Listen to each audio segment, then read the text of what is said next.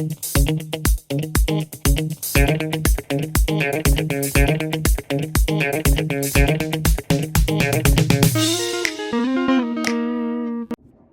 there, it's me again.